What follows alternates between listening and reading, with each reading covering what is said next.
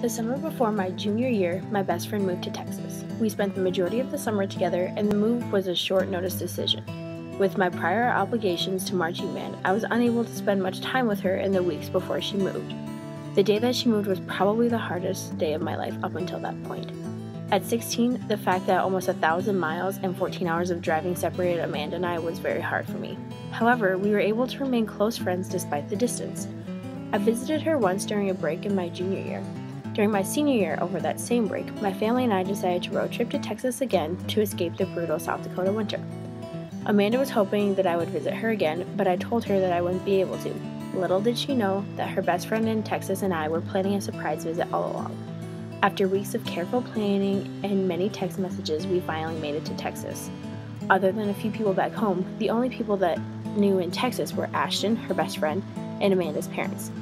The plan was that Ashton and Amanda would go out for breakfast before school at a restaurant near our hotel, and I would just conveniently show up there as well. It was perfect. What we didn't plan on was Amanda getting sick.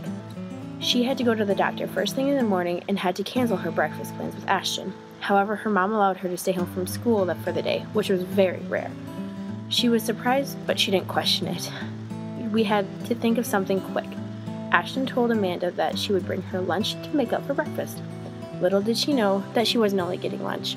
I intended to meet up with Ashton to get food and then follow her to Amanda's house to surprise her. However, another complication arose. I got lost in the craziness of the Dallas suburbs. Finally, though, we made it to Amanda's house. I was so excited I could barely stand it. I rang the doorbell and waited for what seemed like an eternity until Amanda opened the door. It took her a few moments to realize that I was at her door, but her reaction was priceless. She was very excited at first and gave me a huge hug. After her excitement came anger. She doesn't take surprises well, so she was upset that I lied to her and that everyone else knew. Of course, she wasn't truly angry, but it's something that we can still laugh about. Today, we are still best friends and even closer than ever. She also attends USD and we see each other every day. While the long-distance friendship was hard at the time, I learned a very important skill of maintaining long-distance friendships. Because of all of this, I wouldn't change a thing.